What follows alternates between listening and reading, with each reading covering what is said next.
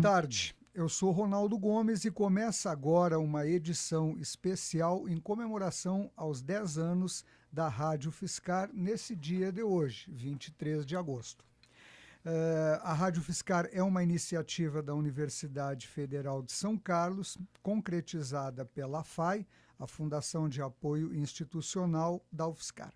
Boa tarde, eu sou Luína Almeida e, como bem falou o Ronaldo, são 10 anos escutando diferente. E para relembrar um pouco dessa história, nós recebemos nos estúdios da rádio Cristiano Amaral, gerente da Rádio Fiscar, também conosco o professor Luiz Carlos Gomide, que apresenta o programa A Arte do Blues aqui na Rádio Fiscar, e Luciano Matucci, que é músico, técnico de som, produtor audiovisual e ex-estagiário da Rádio Fiscar. Sejam todos bem-vindos. Só lembrando que o Matucci vai nos acompanhar aqui daqui a pouquinho, que ele está aqui preparando toda a parte técnica. Sejam muito bem-vindos. Bueno, eu vou começar perguntando para o professor Gomide, que tem um dos programas mais duradouros, antigos aqui da Rádio Fiscar, A Arte do Blues. Presente já desde o início da programação, né? Logo no começo o Gomide já desenvolvia esse programa. Gomide, a Rádio Fiscar tem como um dos seus objetivos a formação de novos ouvintes, democratizar a arte, a cultura.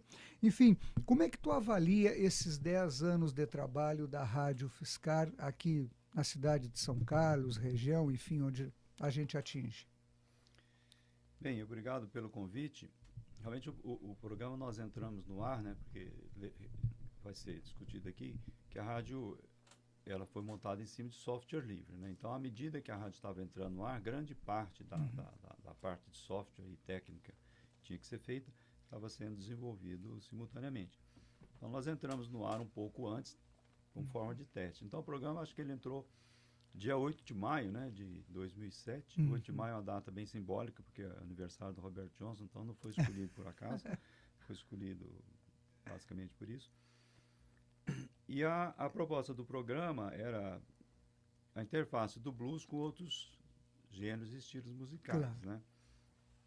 E isso que a gente tem procurado cumprir. Não só mostrar o blues, o que é feito no Brasil e o que é feito em outros locais do mundo, mas mostrando também a evolução, né, temporal de como que o estilo é tratado, não só pela evolução da maneira como se ouve música, como se faz música, que está muito ligado também com a questão do instrumento, né? A questão de você ter a música acústica na década de 20, depois tem a invenção da guitarra, depois os novos amplificadores, etc. Então tem, através disso também, não é só o processo de criação, mas de certa forma, como que a tecnologia vai influenciar também o processo de criação. Então isso não é coisa que a gente fala diretamente no programa, mas a gente procura mostrar como é que essas coisas surgem, né? E só para encerrar, eu acho que uma das situações interessantes que eu vejo numa rádio universitária é, primeiro, que você tem mais liberdade de propor, em função de nenhuma crítica à rádio comercial, mas a nossa liberdade para propor é maior do que a delas, né? Porque a questão financeira é outra, não tem que me pagar para eu vir fazer o programa. Então, essa questão financeira na rádio pública, eu sou pago para ser professor, e eu acho que uma das atividades de ser professor é uma atividade de extensão, que é fazer o programa. Então, nos dá mais liberdade. E essa questão da liberdade, por outro lado, ela nos coloca assim uma tarefa importante, que é de você educar no sentido amplo da palavra, né? Porque isso eu sempre digo para os meus estudantes, uma geração não passa para outros conhecimentos geneticamente, né? Ela tem que passar através do processo de discurso e interação. Então, é mais ou menos fazer isso através da música. E até um aspecto interessante que eu salientaria, falando especificamente no blues, quando você tem uma sociedade rural, você tem um tipo de discurso, de conteúdo daquelas canções. Quando essa sociedade se urbaniza, automaticamente esses conteúdos mudam. Então, ao acompanhar esse tipo de perspectiva da cultura, você também está aprendendo uma importante dimensão social, que são justamente esses processos do urbano, o rural, valores sociais, etc. Uma série de coisas bastante significativas.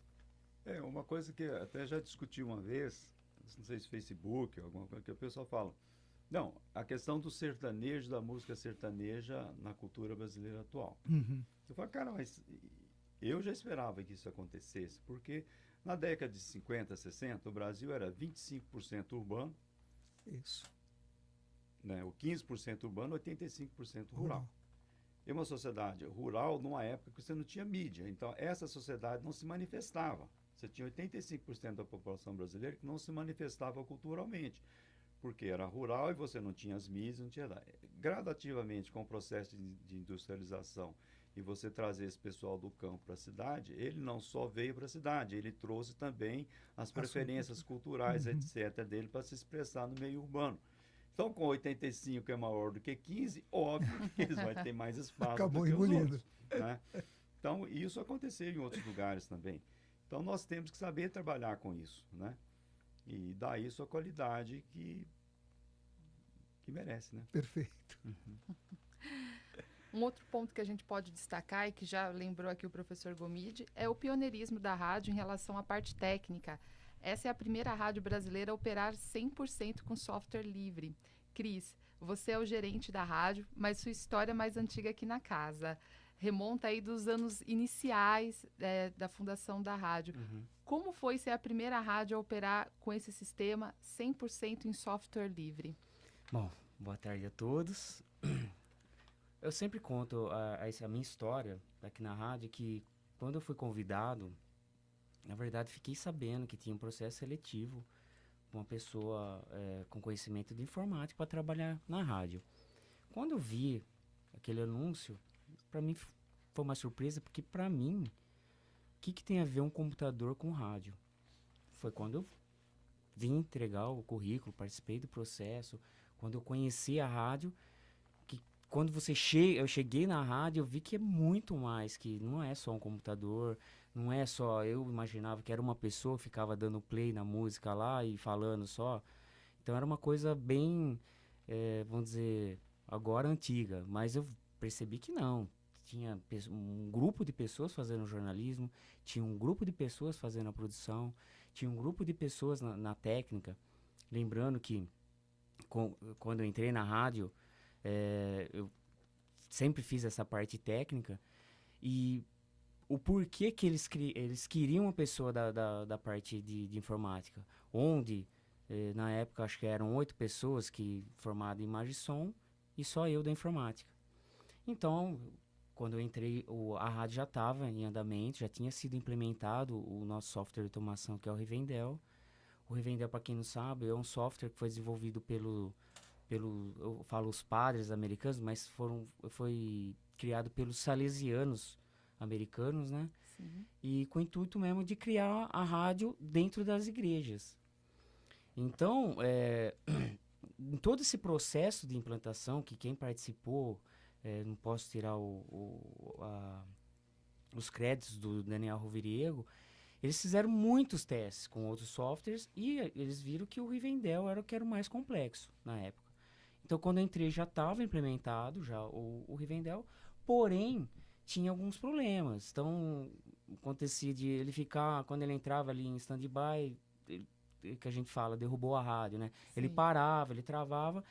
Enfim, entrei, a minha figura foi para resolver esses problemas. Então, a gente, claro, quando se constrói um software, principalmente um software livre,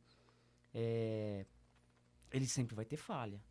Mas o que é legal de a gente erguer essa bandeira para o software livre é que é um software que foi desenvolvido por alguém, ele disponibilizou esse código, ele está aberto, e uma outra pessoa que está usando pode consertar isso e falar, ó, eu consertei, implementa isso. E com isso aí vai melhorando. Então isso, a gente, como você disse, nós fomos a primeira rádio do Brasil a usar o Rivendell aqui, então a gente consertou muitas coisas, a gente adaptou muitas coisas, e o intuito a gente consertou, modificou, vamos mostrar o que a gente faz. Então, com isso também, a gente criou um modelo de rádio. Criou um modelo onde muitas outras universidades, até mesmo rádio comerciais, vieram aqui, ficaram aqui dentro da rádio, estudaram, assim, como a gente não tinha tempo, normalmente era eu e mais uma pessoa, mais duas pessoas que me auxiliavam, a gente não tinha tempo de poder dar esse estudo e tudo mais. Então, a gente convidava pessoas, eles vinham aqui e aprendiam a usar isso daí.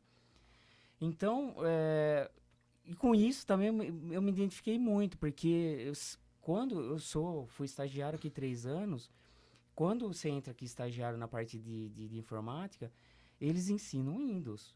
E eu queria ser o diferente, que aí entra também a história do escute diferente. Então, eu queria aprender Linux. E quando eu fiz estágio aqui, o Linux era muito, como eu digo, estava engatinhando, não tinha tanta pessoa. Eu não tinha uma pessoa que chegasse assim, me ensina Linux, não tinha. Então, eu aprendi um pouco na raça, um pouco assim, lendo. Hoje, graças ao Google, tem muito manuais. Verdade. Então, a coisa tá mais difundida, mas como eu sofri um pouco mais, então o meu intuito é passar isso aí adiante, que é essa filosofia de software livre, né? Então, você aprendeu, passa adiante.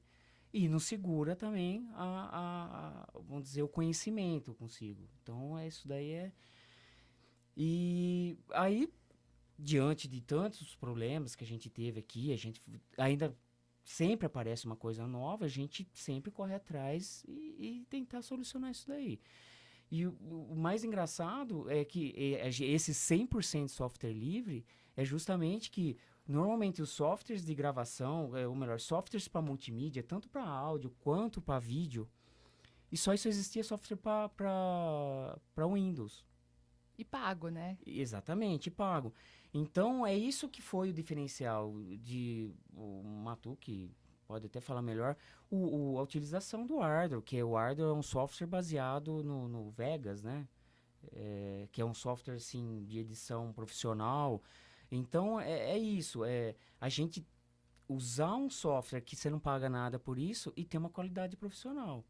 Tanto na questão de gravação, de edição, como também o nosso sistema de automação que está jogando esse áudio pro FM, pro streaming, né? Que hoje...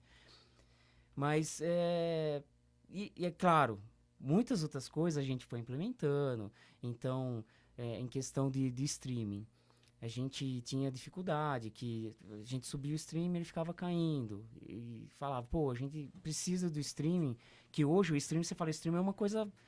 Todo mundo entende. Mas você voltar 10 anos e falava, streaming? Mas que é isso? Então, era o fato de você poder ouvir a rádio em qualquer lugar do mundo. Desde que você tenha internet. Mas eu acho que, assim, a rádio é o modelo... ainda considero como modelo para muitas outras universidades que estão usando o Rivendell, que estão usando o Ardour, o Audacity, o ICQS. São uma série de softwares que faz o funcionamento da rádio. E lembrando que isso daí a gente tenta sempre fazer um tutorial, aquela coisinha mastigada, de instalação, e a gente sempre disponibiliza. Então, para quem também estiver ouvindo, para quem estiver nos vendo agora, pode mandar e-mail, pode procurar, a gente vou tentar deixar, a gente está reformulando o site, a gente tá lançando também os aplicativos para o Android e para o iOS, e mandar perguntas, pedir esses tutoriais, que isso aí a gente faz questão de disponibilizar. Cris, isso vai muito do espírito mesmo da fundação da própria rádio, né? Um processo colaborativo. A rádio, ela tem essa tradição também de não só as pessoas de dentro da universidade pensando na rádio, mas também da comunidade externa. Eu acho que isso só vem a agregar a esse espírito da rádio, não é mesmo? Sim, tanto é que eu me identifiquei muito com a rádio, até mesmo com o projeto tutorial, que é justamente isso. Quando eu não sabia, e aprendi aqui dentro, que quando você tem uma rádio comercial, tudo eles cobram. Então, se você quiser ter um programa, você tem que pagar por ele. Ou você tem uma proposta muito boa que encaixe dentro da grade deles. Mas, de uma forma ou de outra, eles vão te cobrar. E aqui não. Aqui a ideia é o contrário. É a gente propor, é abrir espaço para a comunidade que a gente fala, pessoas de dentro da universidade, pessoas de fora da universidade.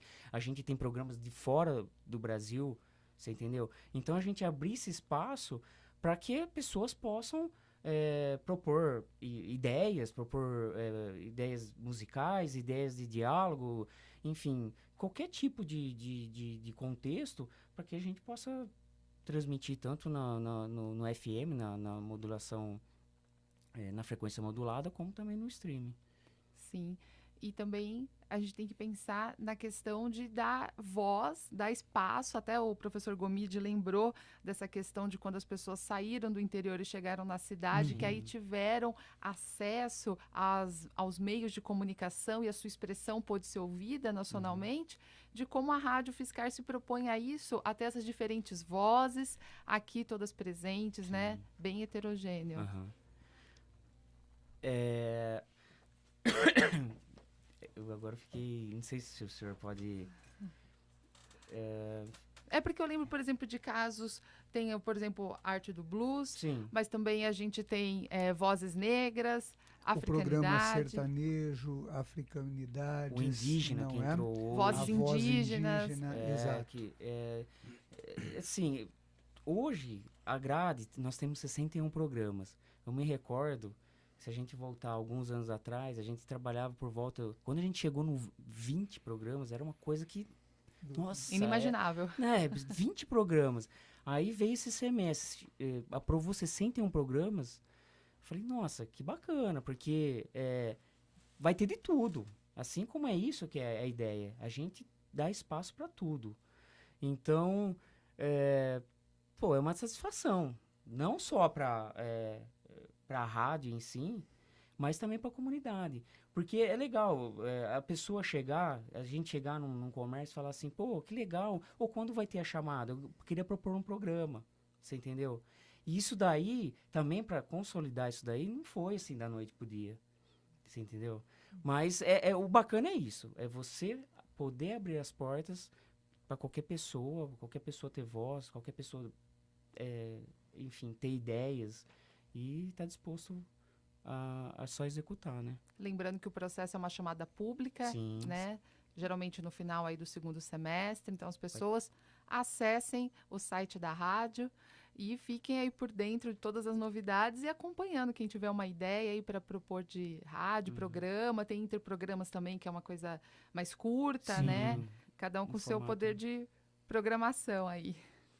E Bom, nós também temos aqui à nossa esquerda, não é?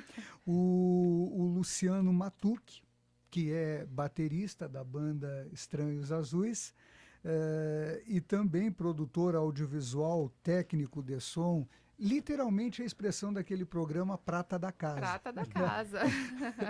Matucci, além, acrescento eu, o meu parceiro do programa Prata da Casa, nos programas de entrevista que eu faço aqui, a gente trabalha juntos.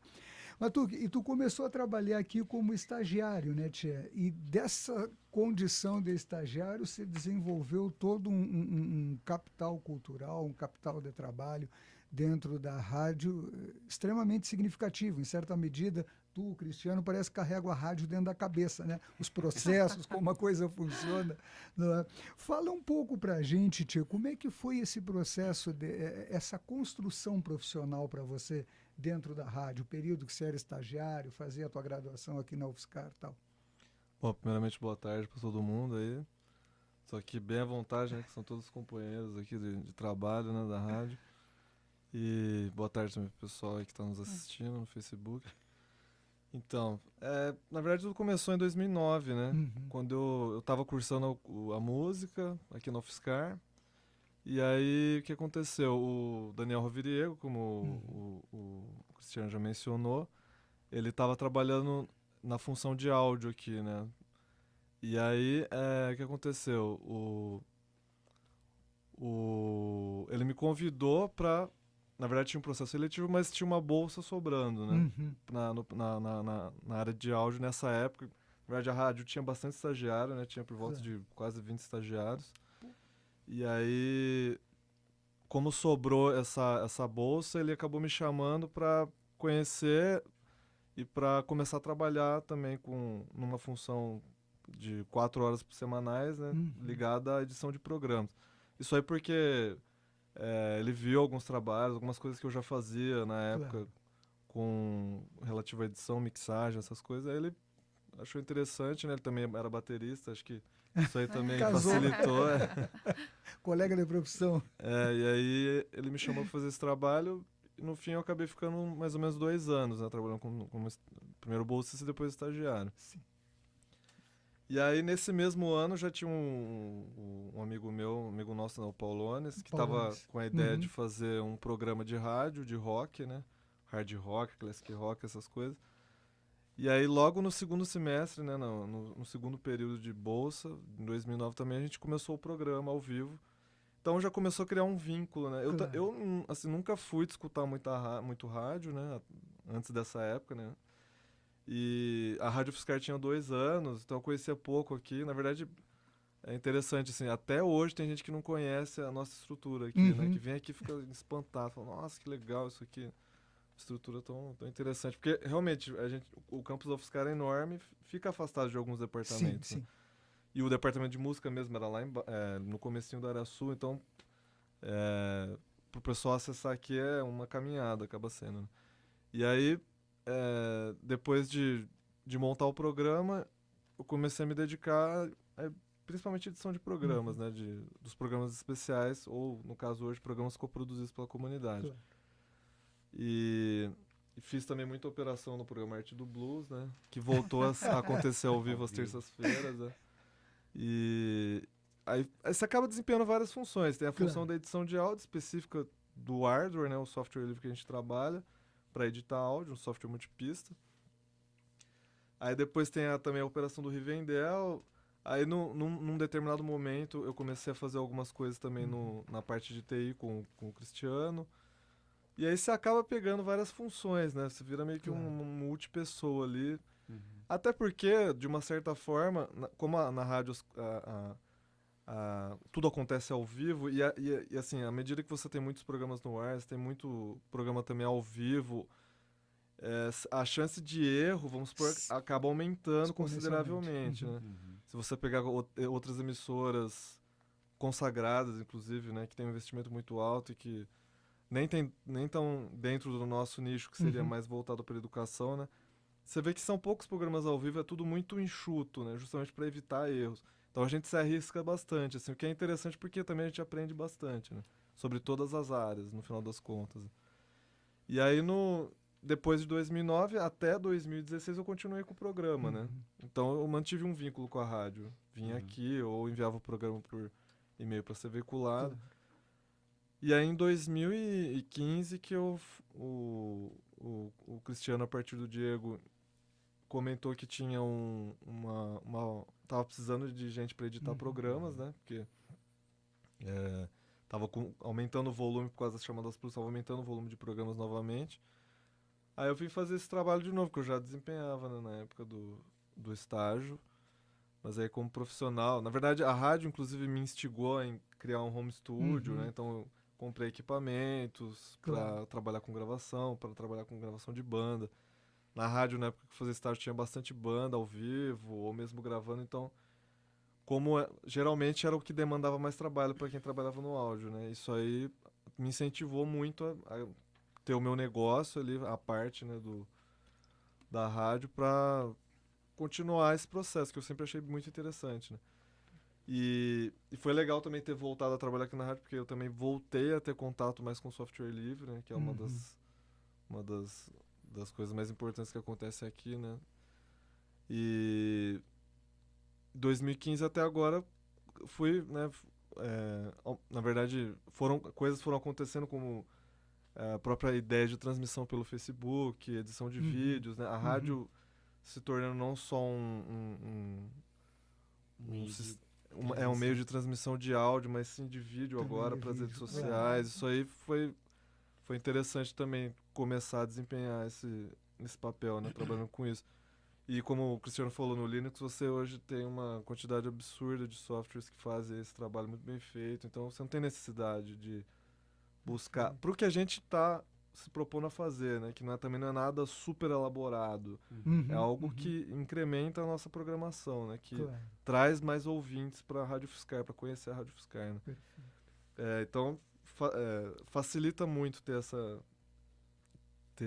esse tipo de conhecimento para, inclusive, passar quem sabe, isso para outras rádios, né, para outras pessoas que estejam interessadas. Claro. Mas foi uma trajetória que pode-se dizer de uns 8 anos, mais ou menos. Tem quase a idade da rádio. Vê a importância, né, da oportunidade que a Rádio Fiscar ela propõe, e aí veja o profissional. Lembrando que o Matuque lembrou, a gente tinha por volta de 20 estagiários. Só que isso aí era 20 estagiários que ficavam 1 ano, no máximo 2 anos, trocava, entrava mais 20. Sim. Então foi uma rotatividade de pessoas aqui muito grande. Então, e eu sempre vejo, até comento que aqui foi um celeiro bom de pessoas, porque a gente pode pegar Gisele Bicaleto, que é jornalista na comunicação social, que foi uma das primeiras estagiárias, acho que foi a primeira estagiária de jornalismo. Pega o Eduardo Souto Maior, que também é jornalista na Fundação. Na FAI, e hoje também faz aqui, né, o Rádio Fiscar Notícias. O João Juste, que é o coordenador da CCS. Né? Então, e o outro, você tem muitos exemplos que abriram empresas, estão bem, pessoas que estão trabalhando em empresas grandes. Então, o que é legal é justamente isso, a educação, a prática do que a gente vê na teoria, né? Então, a gente dava essa oportunidade, o que ele falou também, a gente aprendeu muito com erro. A gente errava muito. Então, isso daí foi aperfeiçoando e foi formando. Então, o que eu falo também, hoje a gente tem um time de profissional. Então, até tem a cobrança. Não errar, mas às vezes acaba escapando, errar humano, mas comparado a você voltar 10 anos, sei lá, alguns anos, pô, a gente tá muito avançado. Mas é claro, né? Com o dia a dia, você fazendo isso sempre, você fica craque no assunto, né? E só não erra quem tá engessado, né? E não é o caso da Rádio Fiscar. A gente quer um ambiente propício aí para várias ideias, vários avanços. Verdade. Até porque na UFSCar, né, se for imaginar o que é isso aqui, né? Qual que é o business da UFSCar? É formar profissionais que lidam com conhecimento, transformar a informação em conhecimento, né? Exato. Ter um ambiente seguro, né, para experimentação também. O tanto de ideia que tem de cada departamento que produz, que tem os seus laboratórios e tudo mais, né? A Rádio Fiscal acho que também não tem que perder isso aí, não tem que ser totalmente diferente disso. Você tem que ter também ideias novas vindo, gente nova circulando. Claro, e os ajustes necessários. Para tornar o trabalho melhor possível, isso aí. E Cris, eu gostaria de perguntar para você, na sua visão, o que faz uma rádio ser atual e relevante, não só aqui para nós da comunidade universitária, mas para toda São Carlos? Olha, nesses 10 anos que eu completo o mês que vem, o que eu aprendi, vamos dizer assim, de Rádio Fiscar, é que assim, a gente tem que sempre inovar, isso é fato. Não só para uma rádio, mas para toda empresa. Que quando eu entrei aqui, a gente já transmitia no FM, né? Quando eu entrei, já estava transmitindo no FM e também estava fazendo transmissão por streaming. Claro que às vezes falhava, caía, a gente tinha que ter uma manutenção ali de uma pessoa e se fazer uma coisa manual. Isso daí a gente vai aperfeiçoando, vai vendo onde que é o erro, conserta. Então é isso, a gente sempre aperfeiçoar. Até mesmo o professor Gomide, eu lembro quando a gente tinha um trabalho enorme. Por quê? Fazia o programa ao vivo. A gente tinha que ir lá na censura, onde a gente grava todo o conteúdo da rádio, saiu uma lei. Então a gente ia lá na censura, no computador que grava esse áudio, tive que pegar esse áudio, cortar, a gente chama a cabeça e o rabinho ali, para pegar somente o programa, para poder subir pro site, que foi uma ideia do Gomide de criar o podcast. Porque o que eu digo, você voltar 7 anos até e falar podcast, mas pra que podcast? Hoje o podcast é uma coisa comum. Com certeza, de vários assuntos. Tanto é que o podcast está quebrando as produtoras de conteúdo, de CDs, enfim, de áudio e também de vídeo. Então, é isso. Pegar uma ideia, a pessoa propor a ideia, que ele propôs a ideia, falando, não, vamos implementar isso aí no site. Começamos a implementar. Conseguimos automatizar isso daí. Então, deixar um botãozinho lá para começar a gravar, um botãozinho para parar, apertou stop, subiu para o site. Então, é isso. Isso foi um avanço, o podcast. a gente melhorar, teve um investimento muito grande, vamos pegar agora desse semestre, questão de melhorar a qualidade do áudio, então foi trocado o processador de áudio, foi um investimento bem alto. Então, por quê? Tem agora diminuiu bastante, a gente está quase deixando praticamente nulo. A gente tem um ruído na nossa transmissão, que antes era um ruído muito alto, era muito perceptível. Então, a gente está...